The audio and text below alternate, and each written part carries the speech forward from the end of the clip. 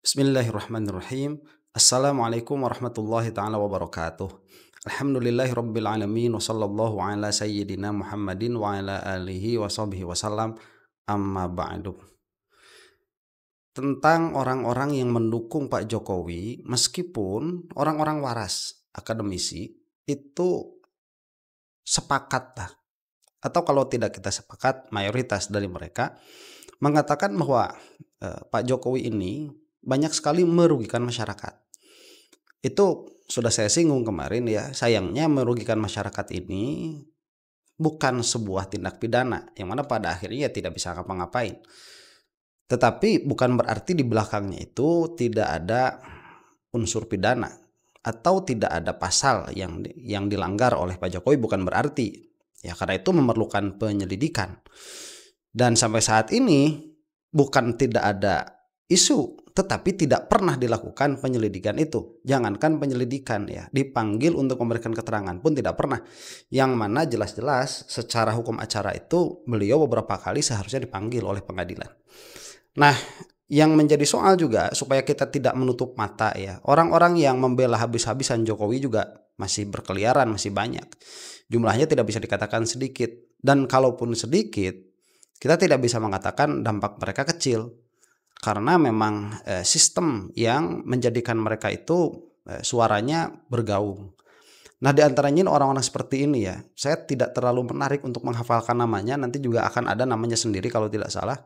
Siapa ini ya? Risman kalau tidak salah namanya itu. Kemudian nanti juga ada satu orang lagi, atau malah di sini 3 orang ya dalam acara ini. Yang mana di YouTubers juga banyak, kemudian orang-orang macam begini juga banyak. Yang mana pada akhirnya saya menjadi berpikir lah, kok kenapa Pak Jokowi ini hobi sekali memelihara orang-orang seperti ini.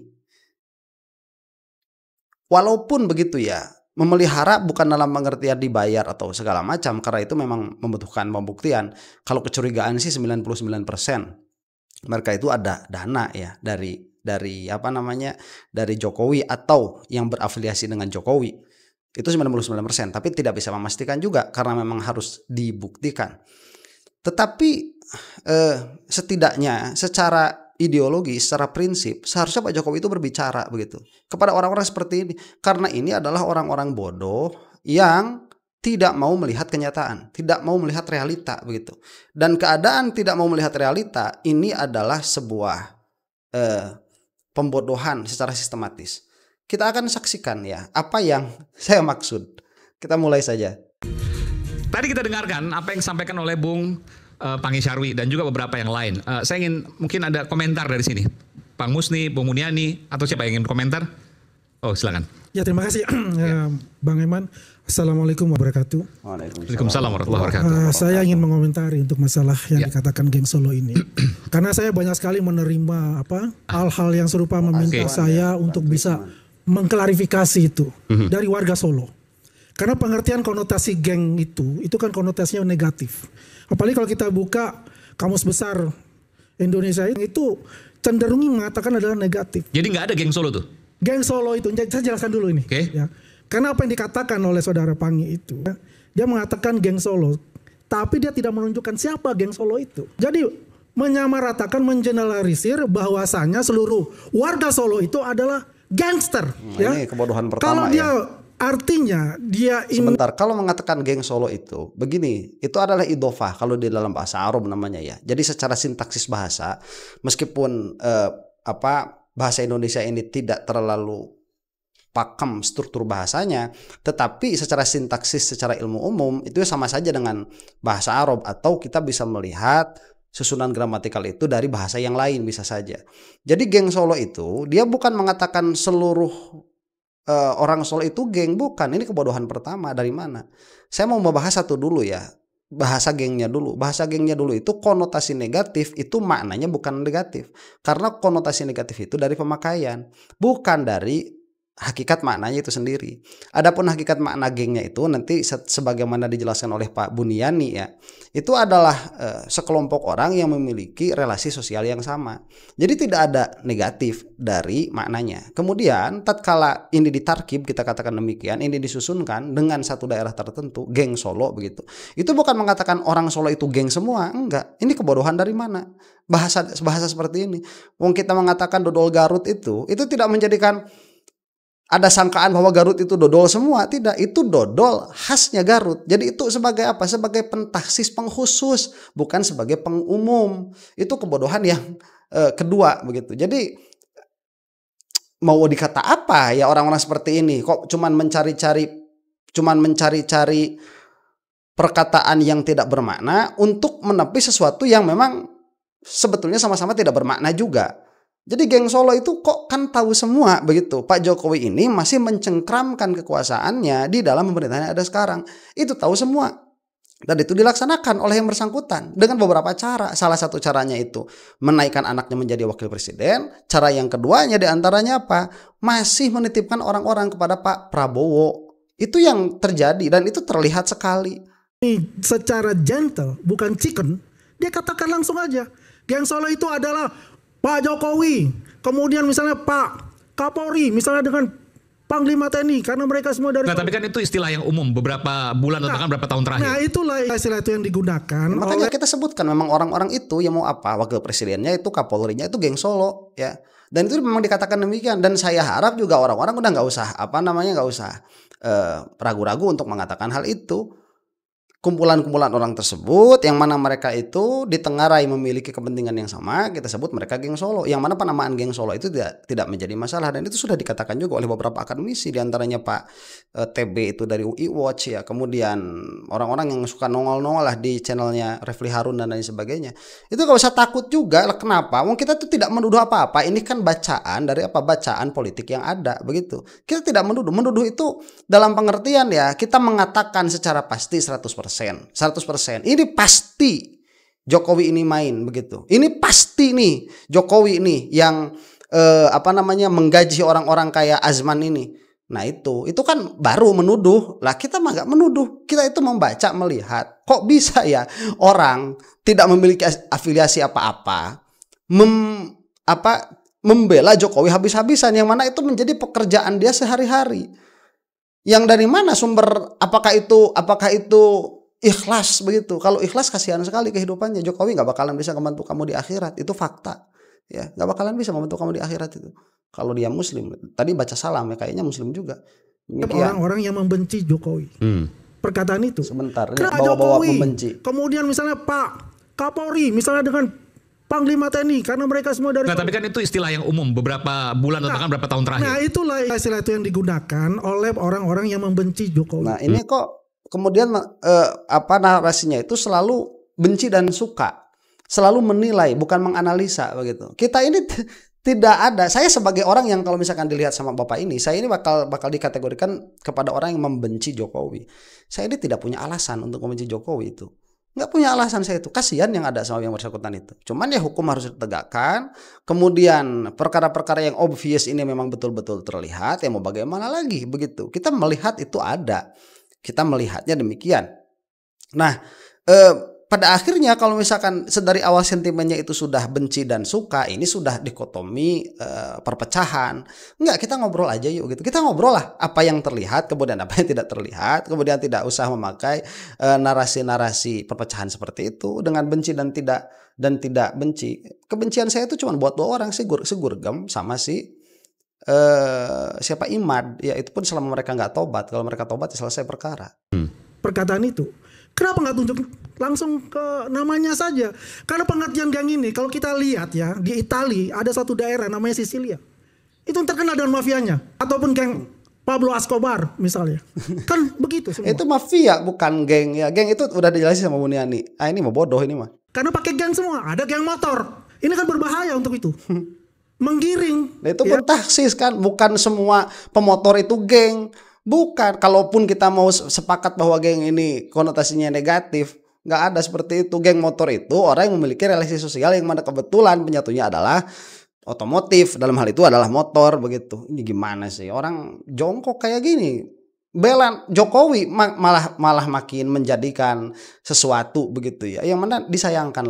Memang salah satu tergerusnya kecerdasan rakyat Indonesia itu oleh kelakuan Jokowers mania seperti ini. Menggiring opini negatif kepada warga Solo. Inilah saya menerima banyak sekali ya, baik WA ya maupun Instagram dan sebagainya itu mengatakan itu. Kami warga Solo sangat marah dengan perkataan geng itu. Dan perlu kita ketahui juga bahwa banyak sekali ya pejabat itu dari Solo juga. Bukan geng lah, misalnya kelompok gitu lah. Kelompok boleh, ya kan jelas gitu loh. Kalau kita dia itu ahli bahasa bukan, kemudian pengetahuan bahasanya juga tidak dipakai, sintaksisnya nggak dipakai, gramatikalnya nggak dipakai, lah kok ngomong-ngomong permasalahan seperti ini, memalukan. Geng Solo. Ya. Dan ini saya selalu klarifikasi dimanapun. Jadi kalau kelompok Solo nggak apa-apa. Kenapa? Kalau kelompok Solo nggak apa-apa. Silakan aja bilang kelompok Solo, tapi tunjukkan. Oke. Apa yang dilakukan siapa? Dan segala macamnya itu. Iya. Oke. Nah, jadi kalau begini, kalau kita bilang kelompok Solo, ya itu lebih diperkecil lagi kata geng itu kan. Nah, sebaiknya tunjuk saja namanya. Jangan lari dari situ. Ya kan dari perkataan itu kan saya bisa menilai gitu loh. Betul, seharusnya memang dikatakan. Jadi jangan kalau misalkan kita ini dipinta untuk menjelaskan apa yang kita maksud, harusnya dijelaskan. Kita ini ngobrol. Geng Solo itu siapa ya? Kita obrolin Gibran, kemudian TNI misalkan begitu ya, Kapolri, kemudian Panglima TNI misalkan, udah sebutin aja. Kemudian Menteri Keuangan kemarin misalkan, sebutin aja kan gak jadi masalah begitu. Oh itu pencemaran nama baik, ya biarin mereka yang bisa. Kalau misalkan mereka merasa tercemari dengan hal itu, mereka yang bisa menuntut kok begitu. Tipis amat kupingnya. Kalau gak mau digituin jangan menjadi pejabat publik. Kita kan ngobrol begitu loh. Supaya tidak terjadi provokasi, supaya tidak terjadi amarah yang tidak diluapkan. Akhirnya itu akan menjadi ilalang yang kering, yang mana tatkala ada satu pantikan yang membakar itu bisa membangkitkan amarah yang luar biasa. Dan itu sudah terjadi di Nepal tatkala media sosial itu diblokir, bukannya malah tambah bagus, tapi malah tambah buruk. Tatkala orang itu berkata-kata, dia mengekspresikan apa yang diekspresikan, kita ini kan minimalnya Anda melihat saya berbicara, kemudian ada sedikit banyak poin yang Anda setuju dengan perkataan saya, itu kan sedikit banyak menenangkan hati begitu ya. Meskipun nggak bisa bikin kenyang juga, nggak bayar anak sekolah juga, memang tidak. Tetapi kemarahan kita itu yang ada, itu setidaknya tersalurkan begitu, dan ini bisa hilang sedikit-sedikit. Nah, tiba-tiba sekarang kita ini banyak ketertutupan seperti ini. Ya mau apa? Mau dikata apa? Omongin saja begitu. Tidak menjadi permasalahan dan tidak menjadi soal. Omongin saja di televisi, ya omongin saja. Kemudian kalau misalkan obrolkan saja, tidak menjadi permasalahan.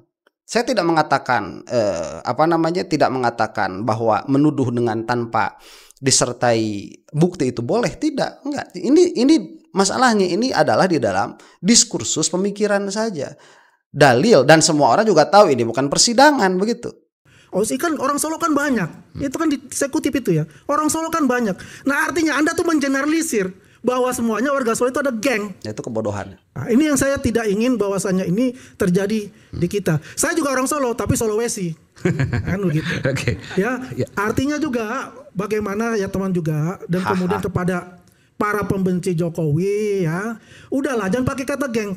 Kata Bang Aiman tuh udah benar, kelompok aja silakan gitu loh. Itu kan sifatnya jadi netral gitu. Oke. Tapi saya melihat kelompok Solo, geng Solo atau apapun ya yang disebutkan itu mengacu pada Pak Jokowi, itu kan kemudian yang beredar selama ini di media sosial dan sebagainya. Betul. Tapi Anda mempersepsikan itu mereka semua yang menggunakan istilah itu adalah pembenci Pak Jokowi. Jadi begini, kalau kita bicara gini, karena kata geng itu kan sudah katakan negatif, dan dari awal tuh mengatakan terus itu geng terus kan, sampai ijazah pun juga bilangnya geng Solo semua, ya kan? Karena konotasinya itu adalah katakanlah Kapolri itu dulu berasal dari Solo. Solo, ya. Kapolresta Solo juga, Panglima TNI juga pernah. Pak Hadi dulu. Pak Hadi juga kan. Ya. Tapi mereka kan mengeneralisir semua gitu loh. Artinya semua ini warga Solo. Bodoh, yang dikatakan begitu. Itu. Karena apa? Saya kutip dari kemarin itu kan mengatakan begitu. Kan orang Solo banyak, ada 2 juta orang kan begitu. Ya artinya Anda tuh mengeneralisir bahwa semuanya itu warga Solo. Nah, itu mentaksis jadi geng dikhususkan dengan Solo. Bukan Solo kemudian digeneralisir sebagai geng. Kebodohan dalam berbahasa. Kebodohan dalam berbahasa itu salah satu indikasi kebodohan di dalam berpikir. Indikasi. Memang tidak selamanya lazim, tetapi itu adalah indikasi. Katakan Anda ada geng, tapi kalau Anda mengatakan Pak Jokowi mantan Panglima TNI misalnya kan, atau Pak Kapolri sekarang itu adalah gentleman untuk mengatakan itu. Oke, baik. Ya itu omongin saja kayak orang-orang yang ada di podcastnya siapa kayak Rocky Gerung itu gentleman, ngomong aja begitu. Apa yang dipermasalahkan? Nggak ada. Seharusnya memang Indonesia mengatur kemerdekaan itu. Yang mana kalau misalkan kita dari awal sudah nggak mau ngomong-ngomong kayak gini, udah lebih baik ibadah aja begitu, udahlah nggak usah. Kalau misalkan memang nggak mau begitu ya tutup telinga, tutup mata. Permasalahan-permasalahan seperti ini tidak usah dipikirkan. Udah ngaji aja begitu. Channel-channel yang lebih bermanfaat daripada channel saya ini banyak sekali. Cuman ya memang saya melihat ada pembodohan secara sistematis, entah ini disengaja pembodohannya ya, bukan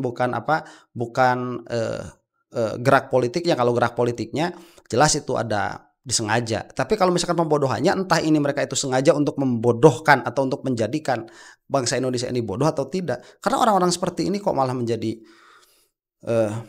famous begitu. Ada komentar di sini? Silakan Pak Musni. Ya, terima kasih.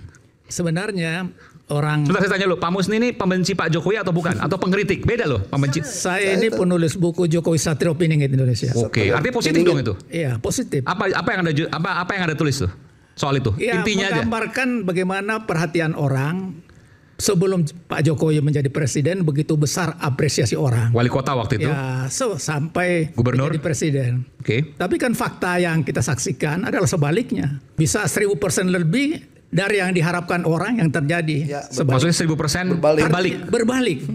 Bertolak belakang, tidak sesuai. Bertolak belakang. Ya. Misalnya. Sampai orang mengatakan kalau sen kanan, yang terjadi sen belok kiri. Ya. Itu contoh saja. Nah, saya ingin merespon apa yang disampaikan tadi tentang geng Solo. Sebentar ya, dari gesturnya kan masuk gorong-gorong Pak Jokowi itu, kemudian SMK itu kan simbol-simbol yang beliau lakukan, yang mana wah ini seharusnya ya ya kalau kita mau tertipu dengan gestur itu kan seharusnya menjadikan beliau ini lebih pro rakyat.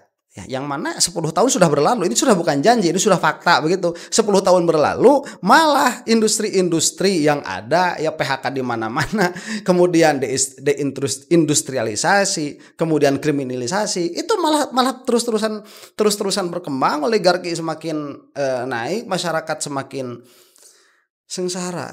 Itu sudah fakta itu mah. Ya dilihat dari berbagai macam berbagai macam indikator. Atau kalau kita terlalu jauh lah ngomong indikator, udah nggak usah ngomong indikator, kamu datang aja ke rumah saya begitu ya, untuk membuktikan memang hal seperti itu. Datang aja ke rumah, udah lihat kondisi kecamatan tuh, lihat kondisi desa tuh seperti apa. Udah kelihatan kok. Ya, gak usah kita ngobrolin data-data. Kalau kita mau main data-data, siapa nanti lembaga yang mengadakan surveinya itu siapa? Karena itu berpengaruh sekali. Jangan-jangan termul juga begitu. Kita mah enggak, kita mah apa yang kita rasakan. Ngobrolin data-data itu kan untuk orang-orang yang memang sedari awal mau membahas sesuatu secara ilmiah yang harus diverifikasi ulang data-datanya itu. Sebetulnya kelamaan, kita itu coba pakai rasa aja. Apa yang dirasakan? Kalau misalkan termul ini merasakan ya Indonesia menjadi lebih baik dan lain sebagainya, ya wajar karena mereka dekat dengan pemerintahan begitu. Itu yang dirasakan mereka. Oh enggak kok, saya merasakan lebih baik, lebih kaya, lebih sejahtera. Ya alhamdulillah buat kamu gitu. Itu karena kamu dekat dengan kekuasaan. Atau setidaknya karena membela begitu. Atau mungkin karena memang industrinya sedang dilindungi. Jadi termasuk orang-orang yang diuntungkan dengan kebijakan-kebijakannya Pak Jokowi. Lah mayoritas. Lihat dong ke bawah begitu ya. Lihat sekeliling dengan mata, bukan dengan statistik. Dan memang itu yang dikatakan, seharusnya Pak Jokowi ini menjadikan angin segar, kemudian lebih merakyat. Tetapi kenyataannya 1000% berbaliknya itu. Udah sampai muter lagi mungkin ya. 1000%. Sebenarnya ini penamaan untuk memudahkan pemahaman masyarakat, ada masalah yang berkaitan. Ini tidak mengeneralisir, ya. Tidak semuanya orang ini. Betul. Tapi secara kalau kita sebut yang salah. seperti Anda sebutkan itu, menyebut nama, itu kena undang-undang ITE. Nah itulah orang menghindari itu. Jadi jangan salahkan masyarakat menyebut. Jadi gini Prof, ya, makanya saya bilang Prof, ya. jangan jadi chicken, jangan jadi pengecut. Ngomong saja kalau jadi ditunjukkan itu masuk penjara, Pak. Nah, makanya saya bilang jangan itu pada kata geng. Inilah yang dipakai oleh pemerintah untuk membungkam warganya, yang mana ini tidak boleh. Itu dikatakan ya oleh beberapa pengamat yang memang demikian, yang oleh Pak Ihsanuddin Nursi dikatakan sebagai demokrasi liberal itu ya kena oleh undang-undang ITE. Ya ya kebodohan dari siapa? Dari pemerintahnya begitu. Kebodohan dari pemerintahnya. Ini seharusnya kan sudah tidak ada ya. Dan kita pun bergerak ya, entahlah didengar atau tidak. Akhirnya kan kita ngambil risiko aja, ya udahlah terserah. Nanti kan itu deliknya delik aduan tuh, yang bisa yang bisa melaporkan kan mereka juga begitu. Entah kalau misalkan di dalam ITE itu bisa menjadi pidana, ya saya juga tidak terlalu mengetahui. Cuman ya akhirnya itu resiko yang mau kita ambil. Supaya apa? Supaya maknanya ini tidak kabur. Nanti kita ngobrolin geng Solo, malah orang yang jualan bakso Solo malah jadi kena begitu, malah jadi berdampak kepada bisnis mereka, kan nggak bagus juga. Kemudian kalau kita menjelaskan malah dikriminalisasi. Ya sudah, dah kita mah nggak bakalan, seorang mukmin itu nggak bakalan kehilangan apa-apa kok. Kamu zolim sama saya di dunia tidak terbalaskan, di akhirat selesai buat saya mah begitu. Lah kita itu cari ya, orang-orang yang mau zolim sama kita tuh dicari sama kita mah. Wong kita ini bukan, kalau saya begitu ya, saya ini orang soleh bukan begitu ya, kelakuan juga nggak benar-benar amat. Kemudian ilmu juga tidak semuanya diamalkan. Kekurangan saya ini banyak sekali. Kemudian orang mau zolim sama saya, alhamdulillah, karena saya ini bukan orang yang hanya percaya kehidupan itu di dunia saja, ada kehidupan akhirat. Mereka mau menzolimi saja, mereka itu berarti sudah mau menanggung dosa saya. Atau setidaknya kalau mereka memiliki kebaikan, mereka itu sudah mau mentransfer kebaikannya sama saya. Selesai begitu. Kita mah ya yang berani ambil resiko, ya berani ambil resiko. Cuman orang yang tidak berani ambil resiko, ya kita juga tidak bisa memaksakan begitu. Pak, Kelompok boleh. Anda belum pernah masuk penjara. Saya ini di masa Orde Baru, ketika kita memperjuangkan bagaimana perlunya ditegakkan namanya KKN, diberantas KKN. Ada 3 perjuangan kita 40 tahun yang lalu. Apa itu yang pertama? Pertama, melawan KKN. Apa yang terjadi sekarang? 10 tahun terakhir ini dahsyat luar biasa betul. KKN itu sendiri. Kan itu realisa. Masa menteri pendidikan Ristek itu masuk dijadikan tersangka. Itu padahal dia ada pengawal untuk memperbaiki Indonesia. Itu contoh bahwa KKN ini luar biasa. Itu 40 tahun yang lalu kita di penjara di masa Orde Baru, itu perjuangan kita. Kedua, itu melawan yang mewujudkan clean government, pemerintahan bersih. Apakah sekarang pemerintahan baik? Itu pemerintahan justru ini yang kita harus perbaiki. Jadi clean government tadi di negeri ini, Pak. Kemudian apa? Dui fungsi, melawan dui fungsi. Di 10 tahun di masa Jokowi itu begitu dahsyat yang namanya dui fungsi itu sendiri. Orang masih menjabat, sudah ini dijadiin itu. Itu perjuangan yang tidak selesai. Jabatan. Jadi saya ingin mengatakan, Pak, saya pernah masuk penjara. Ini saya sedih menangis melihat negeri yang seperti sekarang ini. Jadi salahlah kita kalau membela orang yang salah. Saya sekali lagi penulis buku. Tapi ketika dia salah, saya mengatakan ini nggak benar, harus diluruskan. Dan orang yang nggak benar itu harus diadili. Dan maksudnya, itu perjuangan. Maksudnya Pak Jokowi harus diadili? Iyalah, itu tuntutan para penggiat sosial dan sebenarnya Indonesia, seluruh rakyat itu. Kenapa? Hanya kemarin ini, kenapa coba? Di dalam 17 tambah 8 itu tidak ada yang namanya adili Jokowi, Pak. Pertanyaannya kenapa bisa terjadi? Nanti Anda semua jawabnya. Artinya ada perjuangan yang murni, orang yang bersalah diduga bersalah tidak diadili, kemudian mencari bubarkan DPR. Saya dengan Pak Ihsanuddin Nursi pernah di DPR walaupun Dalma. Kita melihat betapa DPR gitu. Kalau pimpinan partai itu mengarahkan harus begini, harus begitu, kita lakukan. Saya tiap hari menerima demonstran itu. Karena Golkar pada saya itu suruh saya menerima mereka. Tapi kan akhirnya yang berkuasa itu bukan rakyat, Pak. Demokrasi kita itu bukan dari rakyat, oleh rakyat, untuk rakyat. Tapi dari rakyat, untuk elit, dan untuk elit. Bukan untuk rakyat, Pak.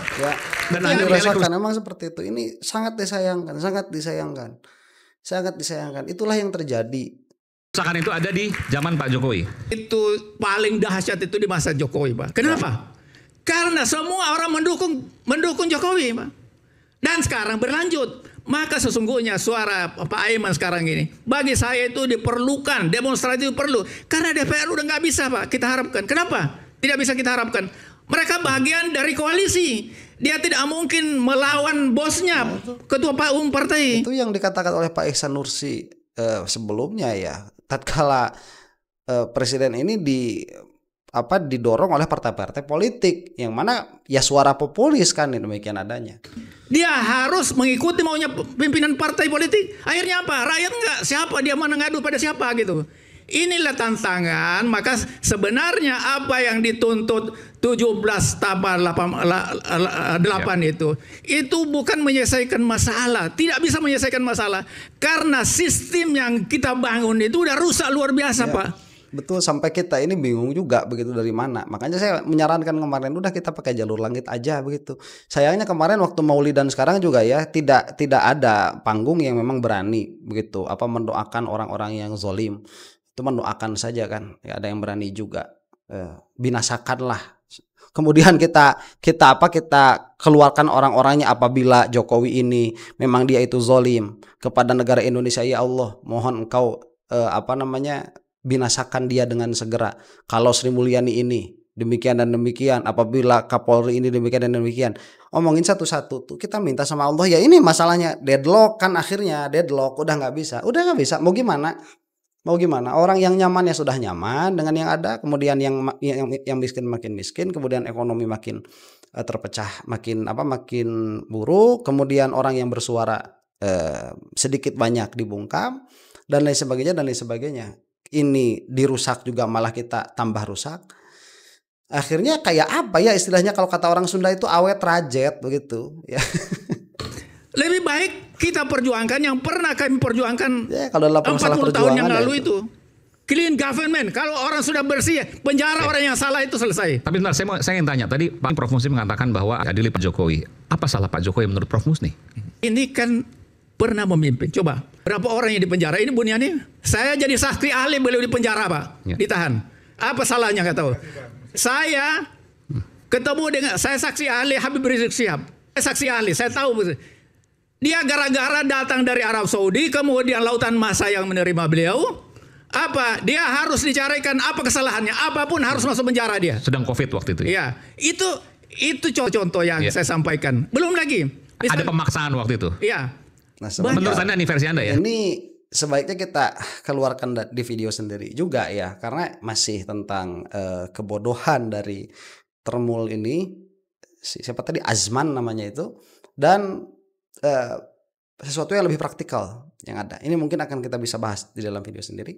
Untuk saat ini kita sampaikan di sini dulu. Jadi di antara yang memang saya sesalkan dan saya sayangkan, kenapa orang-orang bodoh seperti Azman dan yang lain-lainnya itu, kita bisa berdebat lah. Kita mah nggak usah berdebat tentang politiknya, kita berdebat tentang usulnya, tentang logika, bagaimana cara mereka berpikir dan bagaimana cara mereka mengambil kesimpulan. Di situ saja kalau mau berdebat. Karena kalau itunya nggak punya, berarti kesini juga nggak bakalan punya. Kita berdebat tentang filsafat hukumnya. Kita berdebat tentang logikanya, logika murninya, apakah mereka punya atau tidak. Saya mah yakin 99,9% mereka nggak punya. Begitu. Mereka nggak punya, dan itu akan kita buktikan mereka itu orang-orang yang bodoh lah. Orang-orang bodoh ini banyak sekali dipelihara oleh Pak Jokowi, meskipun bukan dalam pengertian dialiri dana atau dibayar, tetapi dalam pengertian ideologi itu dibiarkan dan malah diapresiasi begitu ya, encourage. Demikian, semoga kita ada di dalam lindungan Allah Subhanahu wa taala. Wallahu taala a'lam bissawab. Assalamualaikum warahmatullahi taala wabarakatuh.